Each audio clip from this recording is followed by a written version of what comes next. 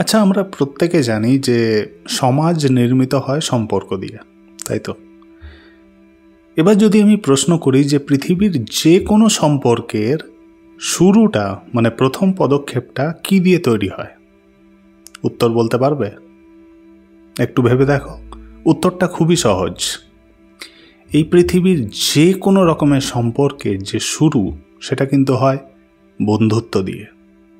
সেটা মা বাবার সাথে হোক, সেটা প্রেমিক প্রেমিকার সাথে হোক, সেটা স্বামী স্ত্রীর হোক, বা ভাই বোন, অন্যান্য আত্মীয়, যে কোনো সম্পর্কের শুরু হয় কিন্তু বন্ধুত্ব দিয়ে। আর যেহেতু বন্ধুত্ব দিয়েই সমস্ত প্রকার সম্পর্কের শুরু হয়, সেই জন্য এই সমাজে কার সাথে বন্ধুত্ব করবে সেটা জানার আগে এটা জেনে নেওয়া অবশ্যই জরুরি যে বাস্তবে বন্ধুত্ব হয় কি, ট্রু ফ্রেন্ডশিপ বলতে আমরা কি বুঝি। আজকের টপিক এটাই। শেষ অবধি থাকো, স্টে টিউন।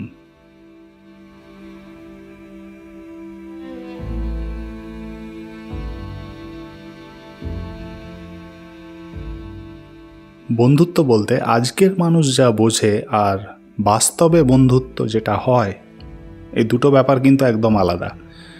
আমরা জীবন বিজ্ঞানে একটা শব্দ পড়ে এসেছি, মিথজীবিতা। ওকে, মিথজীবিতা কি? যেখানে দুটো জীব পরস্পরের উপর নির্ভরশীল, মানে কোনো ইমোশনাল বন্ডিং নেই। এটা এরকম যে পরিস্থিতি অর্থাৎ প্রকৃতির কিছু সার্কামস্ট্যান্সেস সেই দুটো জীবকে পরস্পর একসাথে থাকতে বাধ্য করেছে। কেন? বিকজ তারা দুজনে একসাথে থেকে একে অপরের উপর নির্ভর করে বেঁচে থাকে। এখানে এই ধরনের সম্পর্কের উদ্দেশ্য কিন্তু শুধুমাত্র সার্ভাইভাল, আর কিছুই না। একবার যদি প্রয়োজনীয়তা শেষ হয়ে যায়, ডিপেন্ডেন্সিও কিন্তু অটোমেটিক্যালি শেষ হয়ে যাবে, আর এই সম্পর্ক যেটা মিথজীবিতা সেটাও কেটে যাবে। শুনতে খুব খারাপ লাগবে, আজকের দিনে সমাজে 95%, মনে হতে পারে হয়তো আমি একটু বাড়িয়ে বলছি, এক্সাজারেট করছি, তা কিন্তু নয়, একদম লিটারালি আজকের সমাজে 95% যে বন্ধুত্বের সম্পর্ক তা কিন্তু এই মিথজীবিতারই মতো, এক্স্যাক্টলি সেম। তো বেসিক্যালি ব্যাপারটাকে যদি আমি একটু ঘুরিয়ে বলি, তাহলে বাস্তবে তোমরা এমন ধরনের মানুষকে বন্ধু হিসেবে চাও যে তোমাদের চিন্তাধারা, তোমাদের যে কোনো রকমের ইমোশন, অনুভূতি বা ফিলিংস, তোমাদের কর্ম, তোমাদের লাইফস্টাইল, তোমাদের দৃষ্টিকোণ, এই সব কিছুকে চোখ বন্ধ করে সাপোর্ট করে যাবে। কোনো রকম কোয়েশ্চেন করবে না, কোনো ধরনের বাধাও দেবে না, একদম যাকে বলা হয় ব্লাইন্ড ফলোয়ার্স। তো বেসিক্যালি ব্লাইন্ড ফলোয়ার্স চাও বন্ধু হিসেবে। আর যদি তারা তোমাকে কোয়েশ্চেন করে, যদি তারা এই রুলসগুলো না মানে, সে কিন্তু তোমার শত্রু হয়ে যাবে, আর সে তোমার সেই আগের মতো বন্ধু থাকবে না।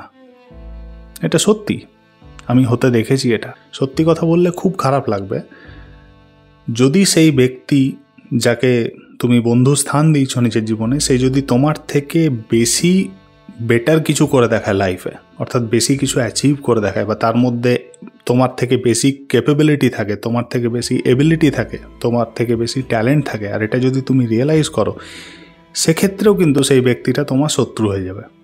এটা শুনতে খুব খারাপ লাগছে, কিন্তু এটা রিয়েলিটি। টিচার হিসেবে আমি এটা ছোট ছোট স্টুডেন্টদের মধ্যে, মানে 9-10-এ পড়ে, 7-8-এ পড়ে, এই এত ছোট বাচ্চাদের মধ্যেও এই জিনিসটা দেখতে পাই।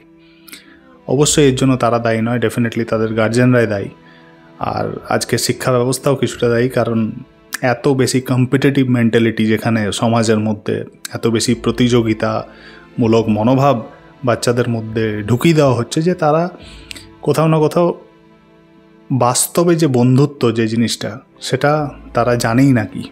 তারা বন্ধুত্ব মানে এটাই জানে যে ব্লাইন্ড ফলোয়ার্স, একজন হবে বস, একজন হবে লিডার নিজের নিজের গ্রুপের, আর বাকি সব হবে তার ফলোয়ার। আই ডোন্ট থিঙ্ক এটা বন্ধুত্ব হতে পারে না, এটা ফ্রেন্ডশিপ নয়।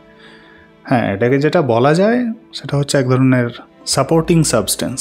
তো বন্ধুত্বের নামে তোমরা বেসিক্যালি সাপোর্টিং সাবস্টেন্স চাও, ব্লাইন্ড ফলোয়ার্স চাও, আর কিছুই না।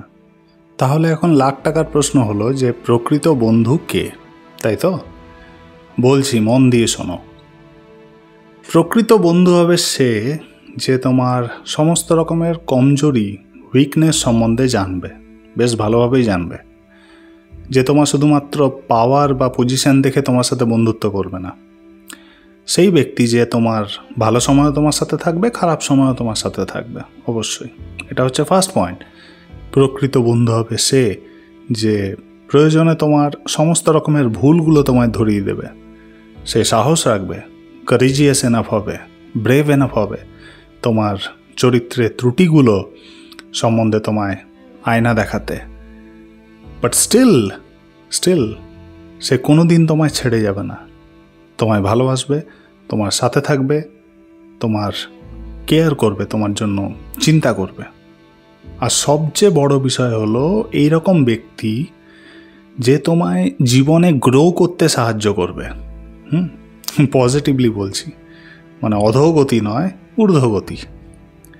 যে তোমায় গ্রো করতে সাহায্য করবে, যে তোমায় জীবনে সঠিক পথ বেছে নিতে সাহায্য করবে, তোমাকে মিসগাইড করবে না, নিজের স্বার্থের জন্য তোমাকে ইউজ করবে না, তোমাকে ভুল পথে চালিত করবে না, সে হবে প্রকৃত বন্ধু।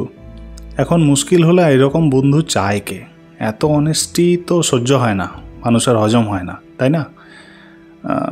ওই যে শুরুতে বললাম যে আমরা তো বন্ধুর নামে সাপোর্টিং সাবস্টেন্স খুঁজি, তাই তো? যে চোখ বন্ধ করে আমাদের সব কথায় হ্যাঁতে হ্যাঁ মিলিয়ে যাবে। ব্লাইন্ড ফলোয়ার্স চাই আমরা, তাই না? মহাভারতেও তো আমরা এরকম দুটো এক্সাম্পল পাই বন্ধুত্বের, তাই না? একটা পাই কর্ণ আর দুর্যোধনের, যেখানে দুর্যোধনের সাপোর্টিং সাবস্টেন্স হিসেবে কর্ণ কাজ করে গেছিল। রেজাল্ট কী হয়েছিল আমরা সবাই জানি কম বেশি। আবার আরেকটা বন্ধুত্ব পাই, সেটা হচ্ছে কৃষ্ণ আর অর্জুনের, যেখানে কৃষ্ণ কিন্তু কখনো অর্জুনের সাপোর্টিং সাবস্টেন্স হিসেবে কাজ করেনি। প্রয়োজনে ধমকেছে, প্রয়োজনে জ্ঞান দিয়েছে, পথ প্রদর্শকের কাজ করেছে, আবার অর্জুনের রথের রথীও হয়েছে। আর তাদের বন্ধুত্বের কী রেজাল্ট হয়েছিল আমরা সেটাও জানি, রাইট? সো এটা নিজের উপর। শুধু একটা কথা বলবো সবার শেষে, সেটা হলো যে মনে রাখবে চিনি কিন্তু খুব মিষ্টি হয়, সুগার, হ্যাঁ, কিন্তু অতিরিক্ত চিনি খেলে আবার ডায়াবেটিস হয়। কিন্তু উল্টো দিকে ওষুধ একটু তেঁতো হয়, একটু কড়া হয়, কিন্তু ওষুধ আমাদের খুব বড় বড় রোগ থেকে কিন্তু সারিয়ে ফেলে, সুস্থ করে তোলে, তাই তো? বন্ধুত্বের ব্যাপারটা অনেকটা এরকম, যে প্রকৃত বন্ধু হবে সে কিছুটা শত্রুও হবেই, তবেই তুমি লাইফে গ্রো করবে। যাই হোক, দুটো অ্যাসপেক্টই আমি বললাম। বন্ধুত্ব রিয়েলিটিতে হয় কি সেটাও বললাম, আর আমরা বন্ধুত্বের নামে কি খুঁজি সেটাও বললাম। এখন চয়েস তোমাদের, তোমরা বাস্তবে ঠিক কী ধরনের বন্ধু চাও, কমপ্লিটলি ইয়ার্স। আশা করি আজকের টপিকটা তোমাদের প্রত্যেকের ভাল লেগেছে, তোমরা কিছু শিখেছ এবং রিয়েল লাইফে তোমরা উপকৃত হবে। দেখা হবে পরের এপিসোডে একটা নতুন টপিক নিয়ে। ততদিন অবধি সবাই ভালো থেকো। Good bye.